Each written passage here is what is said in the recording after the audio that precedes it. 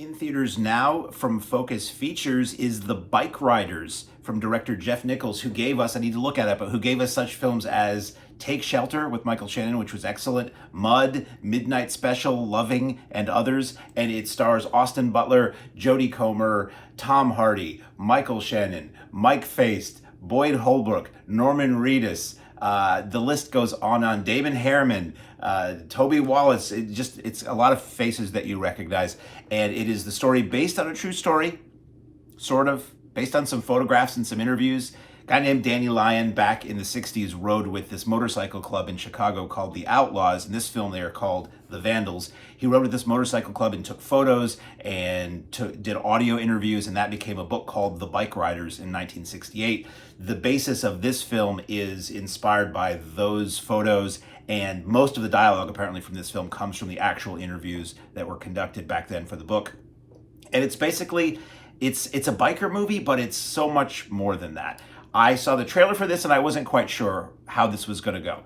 And I used to watch biker movies. I love old movies, love schlock, love 70s drive-in movies and things. And a video store opened in my town and they suddenly had a lot of biker movies. I'm like, cool, I can now see these movies. And I would rent them and I would be like, wow, these guys are a bunch of a-holes. Why do I want to watch a movie about these dirtbags? These are just a bunch of unlikable fools causing havoc and things like that. And so that was the old style biker movie. This is a bike rider movie about this motorcycle club that existed in Chicago. In the film goes from about 1975 to 1965 to 1973. The framework is seeing a character representing Lion, who is interviewing mostly Jodie Comer, who plays the wife of the Austin Butler character, Benny, one of the bikers. And through her, we get interviews with the other bike riders as well, but through her, we find all these anecdotes and stories. And it's very, I wouldn't say totally non-linear film, but it's very episodic in what we hear about. And it really is, as I say, a slice of life kind of movie. It's not one grand story about this. It's really, if anything, it's the story of how this woman is welcomed into this community, how she meets her future husband, and how she reacts as a sort of straight and narrow kind of person to some of the more renegade and unusual aspects of this motorcycle club, I should say. Riding club, I think is what they call it in the film. And it's just a bunch of working class guys from Chicago, from different backgrounds, who just love motorcycles, and they hang out in their bar and they do their thing, and they have their own set of laws and their own moral code. And sometimes that doesn't always jibe with the moral code and laws of society at large. Everybody in this movie is fantastic. Austin Butler is, it's easy to look at somebody like Austin Butler or a Charlize Theron or a other people like that who are really good looking and be like, yeah, they're just a pretty face. These people are really good. Austin Butler is really good. Tom Hardy is really good in this. Everybody is really good in this. You get Michael Shannon in a smaller role as this Latvian guy, and there are moments where he sort of gives his philosophy on life that you may or may not agree with, but it's interesting to hear. It's interesting to get to know the guys in this biker club, because what I said earlier about biker movies, they were all painted with a pretty wide roller, let's say, character-wise, in the old 70s biker movies.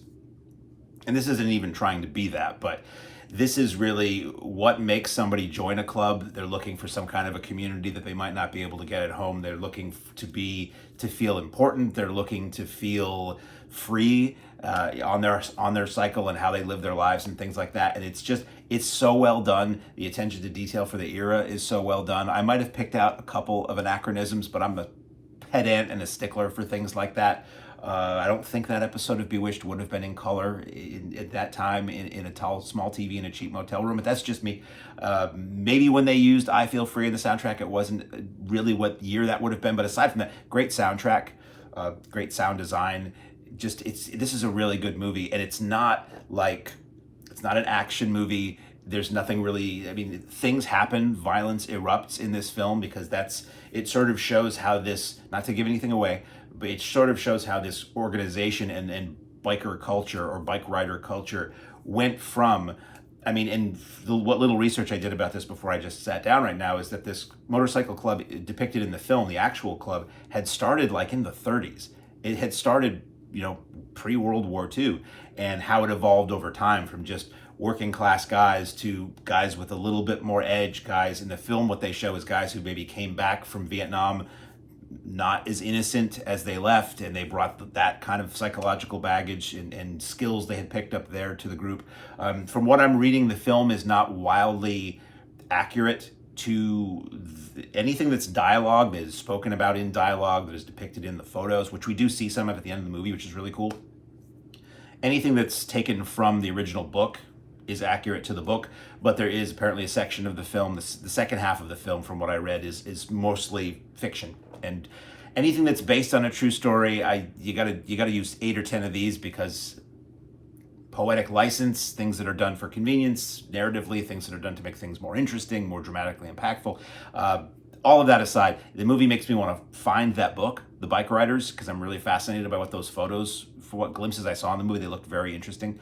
And it's just an interesting look, human look, into a subculture that is usually viewed as fairly inhuman. So in theaters, see it on the big screen if you can. Everything's better on the big screen. Let this movie make some money because it's good and deserves it.